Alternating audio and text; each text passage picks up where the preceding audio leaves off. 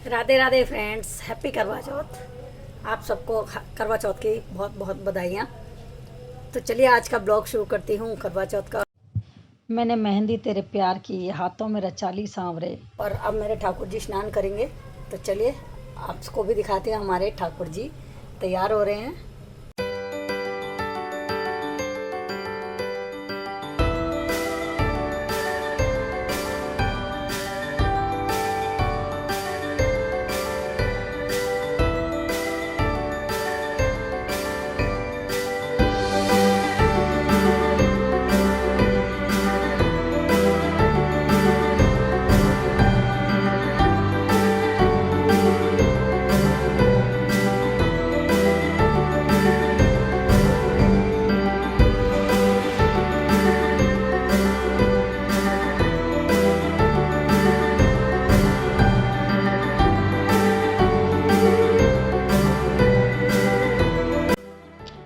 मेरे बांके बिहारी लाल, तू इतना न करियो श्रृंगार, नजर तो है लग जाएगी श्यामा, नजर तो है लग जाएगी।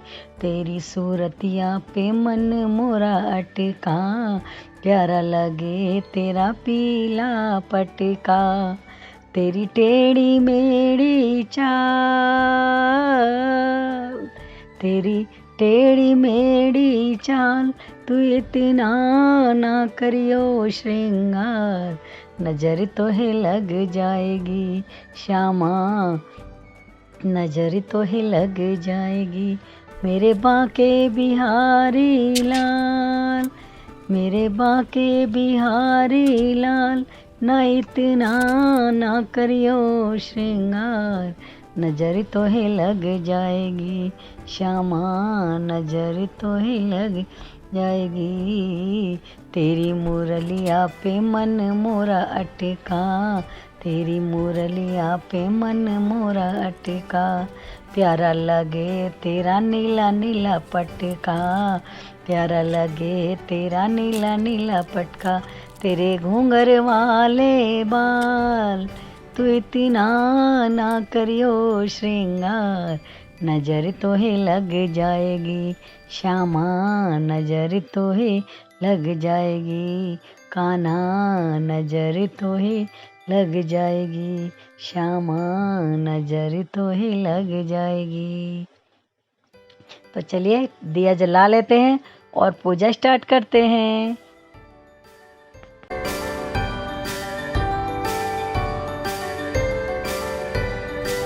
पूजा शुरू कर रही हूँ।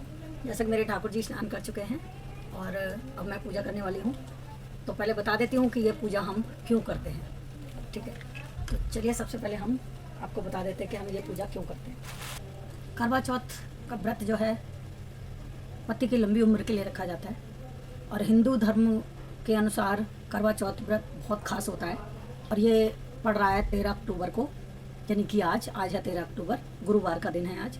और जैसा कि कार्तिक मास भी चल रहा है, तो कार्तिक मास की पूजा भी, तुलसी की पूजा होती है, शालिग्राम जी की पूजा होती है, तो उसके लिए भी बहुत खास है ये महीना। इस व्रत में भगवान शिव व माता पार्वती जी की पूजा की जाती है।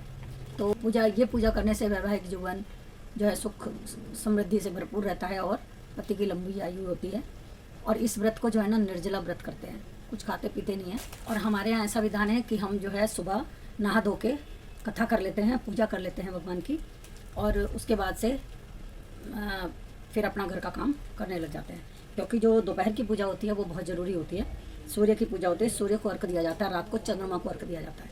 तो सूर्य भगवान की पूजा बहुत ज़रूरी होती है, तो हम वही कर रहे हैं आज। तो यहाँ मैंने लिए हैं ये 13 दाने चावल के, और इनको मैं हाथ में लेकर के कथा सुनूंगी। और यहाँ मैंने विराजमान किए हैं शंकर पार्वती और गणेश जी, और ये मेरे ठाकुर जी। तो चलिए कथा प्रारंभ करते हैं। करवा चौथ माता की जय। तो चलिए कथा प्रारंभ करते हैं। एक साहूकार के 7 लड़के और एक लड़की थी। सेठानी के सहित उसकी बहुओं और बेटी ने करवा चौथ का व्रत रखा और रात्रि को साहूकार के लड़के भोजन करने लगे।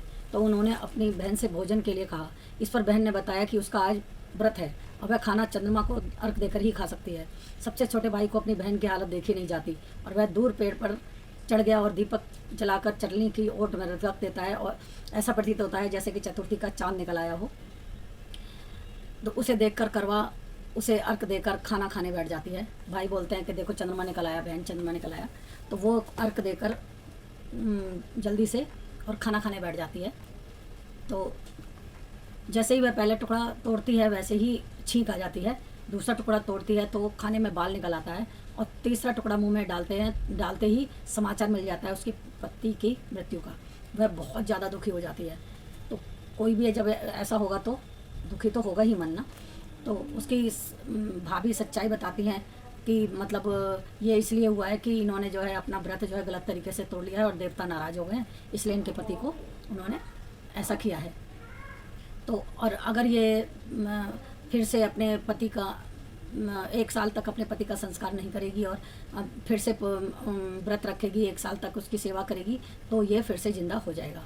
तो वह पूरे साल 1 साल तक अपने पति के शव के पास बैठी रहती है और उसकी देखभाल करती है। उसके ऊपर उगने वाली सुई नुमा घास को वह एकत्रित करती रहती है। 1 साल बाद फिर चौथ का दिन आता है तो वह व्रत रखती है और शाम को सुहागिनों से अनुरोध करती है कि यम सुई ले लो, पिए सुई दे दो, मुझे भी अपनी जैसी सुहागिन बना दो। लेकिन हर कोई मना कर देती है। आखिर में एक सुहागिन उसकी बात मान लेती है। इस तरह से उसका व्रत पूरा होता है और उसके सुहाग को नए जीवन का आशीर्वाद मिलता है। इसी कथा को अलग अलग तरह से व्रत करने वाली महिलाएं पढ़ती हैं और सुनती हैं। जैसे उसको किसी दूसरी सुहागिन ने सुहाग दिया, वैसे ही हमें भी देना। हे माता पार्वती, हे ठाकुर जी, ऐसे ही हमारे सुहाग को बनाए रखना। और मेरे सुहाग मेरे ठाकुर जी हैं, जिनको कि मैं हमेशा अपना पति परमेश्वर मानती हूँ। बोलो करवा चौथ माता की जय। तो देखिए, ये तो हो गई करवा चौथ माता की कथा। अब बड़ा गणेश जी के तो ये व्रत पूरा नहीं हो सकता। गणेश जी विघ्न हरता हैं, दुखों को दूर करने वाले हैं और उनके बगैर जो है कोई भी कथा पूजा पूरा नहीं होता। तो चलिए अपने गणेश जी की भी कथा कर लेते हैं। तो छोटे से गणेश जी थे, उनका नाम विनायक जी था। तो वो गांव में अपना चुटकी में चावल, ऐसे चावल लिए और कुलिया में दूध लेकर घूमते रहे। तो कुलिया मतलब कुलिया जानते हैं आप, ये छोटी सी कुलिया। तो चुटकी में चावल और कुलिया में दूध लेके घूम रहे थे और गांव भर में हल्ला मचा रहे थे कि कोई मेरी खीर बना दो, कोई मेरी खीर बना दो, कोई मेरी खीर बना दो। तो कोई सब हंस रहे थे कि हम इसकी खीर कैसे बना दें, ये तो जो है चुटकी में लेके घूम रहा है, ऐसे कैसे बन जाएगी खीर। तो एक बुढ़िया के पास गए, बोला अम्मा मेरी खीर बना दो। तो वो बुढ़िया माई बोली ठीक है ला बेटा तेरी खीर बना दूँ। तो उन्होंने कहा कि ये लो अम्मा चावल। तो वो बोली लाओ, हाथ करने लगी। तो उन्होंने कहा ना अम्मा, परात लेके आओ, पतीले लेकर आओ। कह रहे हैं कि हाँ अम्मा तुम लेके तो आओ। तो वो परात लाई, पतीले लाई। तो जैसे ही उसने चावल चुटकी से चावल डाले तो परात भर गई और जब कुलिया से दूध पलटने लगे तो पूरी पतीली भर गई। तो ये देख के बुढ़िया रानी सोचने लगी है तो साक्षात भगवान है भाई, तो चलो इनके लिए इनकी सेवा करने का मौका मिला, अच्छी बात है। तो वो जो है खीर बनाने रख देती है और खीर बनने लग जाती है। और विनायक जी महाराज कहते हैं गणेश जी की अम्मा तुम खीर बनाओ और पूरे गांव वालों को नौत दो कि सबका भोजन यहीं पर है और मैं गांव का चक्कर लगा के आता हूँ। तो विनायक जी महाराज चले गए चक्कर लगाने गांव का और बुढ़िया ने खीर वीर बना के रखी, मगर विनायक जी महाराज नहीं आए। संध्या समय हो गया तो उनकी बहू थी बुढ़िया की, वो बोली कि ये तो पता नहीं कहाँ घूमने चले गए और हम भूख से मर रहे हैं। भैया हमें तो भूख लग रही है। और बुढ़िया को तो भूख लगती नहीं है, हमें तो भूख लगती है, हम काम करते हैं। तो उसने ली थाली और खीर परोसी और कमरे में दरवाजे के पीछे चाकी की ओट करके और छींटे लगा दिए, लो गणेश भगवान आप भी खाओ मैं भी खाऊं, मुझे तो लग रही है भूख। और भगवान तो होते हैं सिर्फ भावना के भूखे, उन्हें खाना नहीं चाहिए, उन्हें भावना से जो आपने छींटे भी दे दिए वो भी उन्हें मंजूर होते हैं। तो वो थे भावना के भूखे, उन्होंने जो है वो छींटे कबूल कर लिए और बहू ने खा लिया और बर्तन धोकर रख दिए। शाम को आए विनायक महाराज तो बोले बुढ़िया माई अम्मा खा लिया सारे गांव वालों ने खाना? कि नहीं बेटा तुम तो अब आए हो, तुम भोग लगाओगे जब भी तो खाएंगे। कि अरे मैंने तो भोग लगा लिया, कब का अम्मा, तुम बांटो खाओ। के कब भोग लगाया तुमने? कि तुम्हारी बहू से पूछो, उसने मुझे भोग लगा दिया दरवाजे के पीछे चाकी की ओट में और उसने मुझे भोग लगा के खुद खा लिया। तो मैं तो भावना का भूख हूँ, मेरे को तो पेट भर गया। अब तुम खूब गाँव में बांटो और खाओ। तो बुढ़िया माई ने खूब गाँव में बांटा और खूब खाया, घर सैंत के रखा। तो जैसे उनका अन्न धन से भरा रहा भंडार, ऐसे ही हमारा भी भरा रहे। हे गणेश जी, विनायक जी महाराज, बोलो गणेश भगवान की जय। तो ये थी हमारे गणेश भगवान की कहानी। ऐसे थे हमारे भगवान, ऐसे कृपा निधान की, ऐसे ही कृपा बरसाते रहते हैं। चलिए ये जल जो है हम सूर्य भगवान को अर्पण कर देते हैं। जय हो।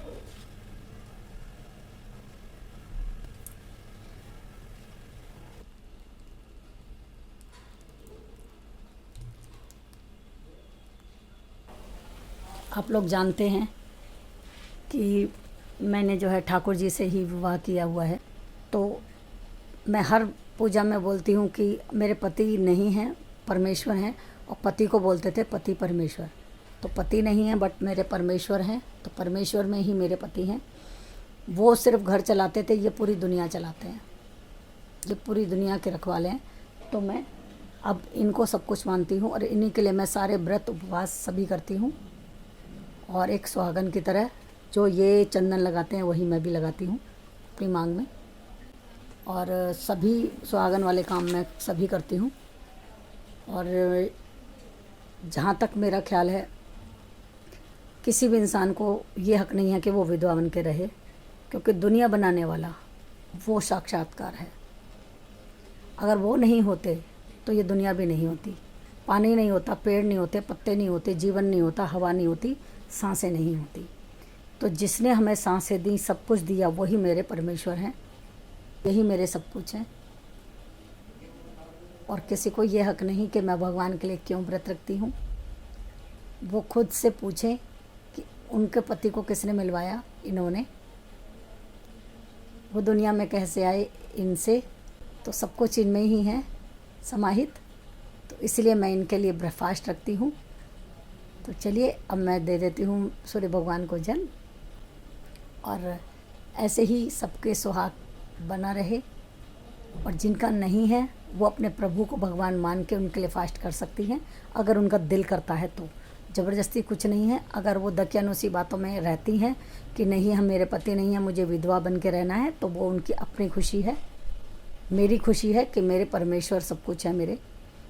मैं किसी के आगे रोऊंगी नहीं, मैं किसी के आगे ये नहीं बोलूँगी मैं बेचारी हूँ, मेरे हस्बैंड नहीं है, ये नहीं है, वो नहीं है, मेरे सब कुछ है। और आप देख भी रहे होंगे मेरे हस्बैंड के जाने के बाद कौन आया मेरा घर परिवार संभालने के लिए, सिर्फ ये थे। इनके आगे रोई, इनसे बोला, दोबारा सब कुछ बन गया, सब कुछ दोबारा मैंने संभाल लिया। घर परिवार सब कुछ, पूरा घर जल गया था, हस्बैंड नहीं थे, सब घर बर्बाद हो। क्या क्या बोलूं, समझ में नहीं आता। ज़्यादा कुछ बोलने की ज़रूरत नहीं है, जो हो गया वो हो गया। सब जो विधि का विधान था वो हो के ही रहता है।